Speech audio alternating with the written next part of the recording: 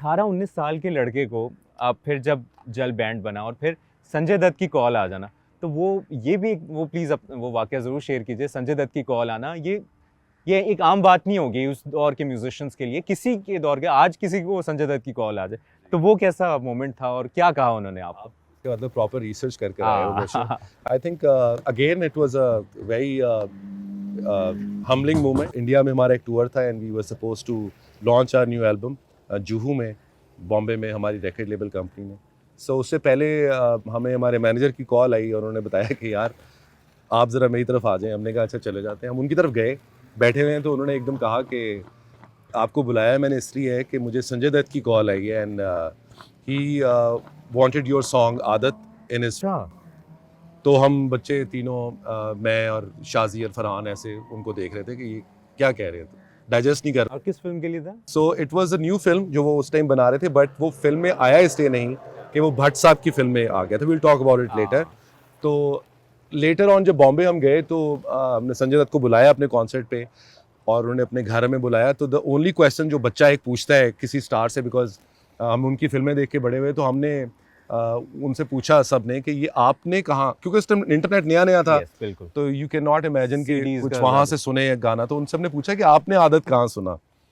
तो ही said that पता नहीं मुझे ये बात यहाँ पे उनकी पर्सनल लाइफ के बारे में करनी चाहिए नहीं, but he said that I know somebody from Pakistan and she was there on a shoot in Romania and she came and said, एक सीडी उन्होंने आके दी। उन्होंने कहा ये दो लड़कियां हैं, गौहर और आतिफ, इनका नया गाना है आदत, ये तुम सुनो।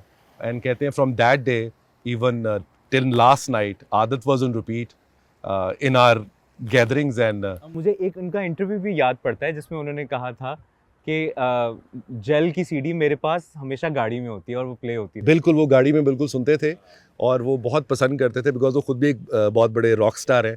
और उनको जब हम पहुंचे तो उन्होंने कहा कि सलमान खान और Jackie Shroff you all listening to Aadat, रात में अनिल कपूर वगैरह, and we really love you guys. And then later on he was also invited on concert. तो वो बड़ा एक जैसे एक सही ट्रू प्यार होता है किसी गाने से, वो उन बहुत पसंद करते हैं जल को, और उनके बाद भी उनसे मुलाकात रही।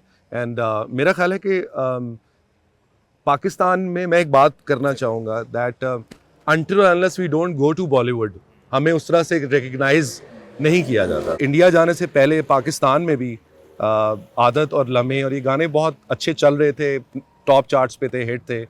तो हमें प्राइड लेनी चाहिए अपने पाकिस्तानियों की।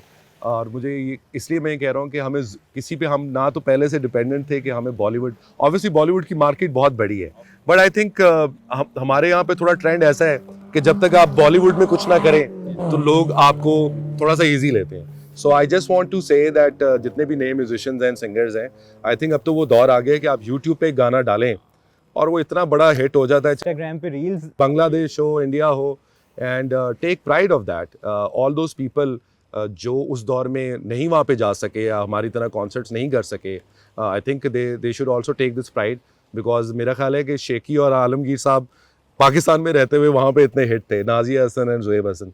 सो या I think music has only one language,